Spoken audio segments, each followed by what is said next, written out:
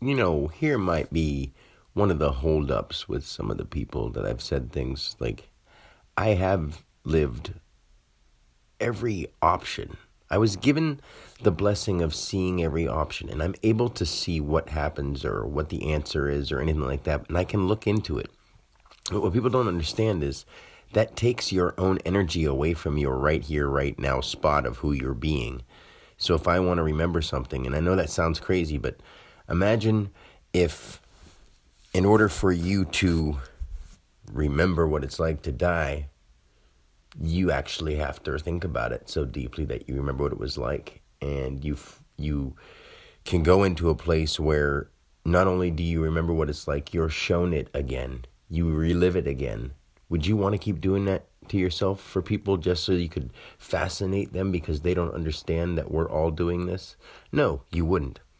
So one of the things is people aren't going to want to hear things that aren't super fun and fascinating that make them go, ooh, wow, special effects and flying through space. And I'm like, no, you're not space. Like, I mean, you are. Your body is mostly space, but you're not going to go flying around through space unless that's what you want to do. Like, I've done that before.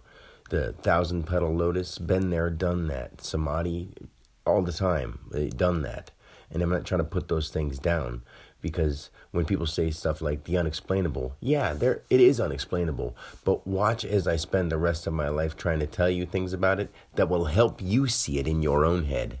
And when that starts happening for you, you'll realize that there's something different than someone who says they're going to help you become better or make you do this or help you do that. And I don't mean make you, but like, you're not going to have abundance with hundreds and thousands of dollars, because think about, if you just ask yourself a simple question, how would your dreams come true? Now ask yourself, if your dreams are to be rich and famous, how would I get money? Does it matter to you where the money comes from? Do you think all those people paying something for something that I'm going to get all this millions of dollars for, and I'm not worried about who pays that all out or where it comes from and if it's honest money or whatever. I don't care about that, because I've been disillusioned by thinking that having a bunch of money makes me famous or makes me valuable and I can get all kinds of stuff for it. But if you would just ask yourself, how would you make that dream come true? You realize that you would have to take advantage of or take money from strangers, basically. And if you think about that, that's no way to have a dream come true. So that's why people aren't going to want to hear, when it comes down to the truth, is you've got to lose your desires, not in the way it means like stop having them. It's just don't let them be your life. You've let them be your life so long. For a while, remove them so that you can see that you're in control of them. And then do everything that you ever wanted to do with reason. Literally, with reason. Not within reason, as in with reason. The reason you're going to do it is the reason you do it. Not because it's cool, not because it's hip, not because you like to. You do it because it's the right thing to do. It's good for you. It helps people. It makes the world go around. It's what's better for the environment and nature. And if that sounds bad to you, then why do you think you're here? Do you think you're here to be an I don't give a fuck kind of person? And even if someone says this to you, to be like, I don't give a shit what you say. I don't give a fuck anyway. Fuck you, fuck you, fuck you. You can be like that.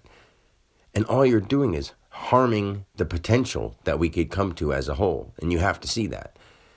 Because if the whole is great and someone else is like, fuck them, I don't want to be part of that, just because, that's something that we need to step in and start interacting with people who have attitudes like that. We have to do something better with the world. Only offer things or offer more things that have better uplifting messages. And stop looking at like love as being a sissy thing. Love as being a tough, caring thing, like real love, not just nature's love. Nature's love is what happens and leaves a reason or a blueprint for there to be more of it. That's what love does. It allows it to continue happening, whether it seems good or bad to you or me.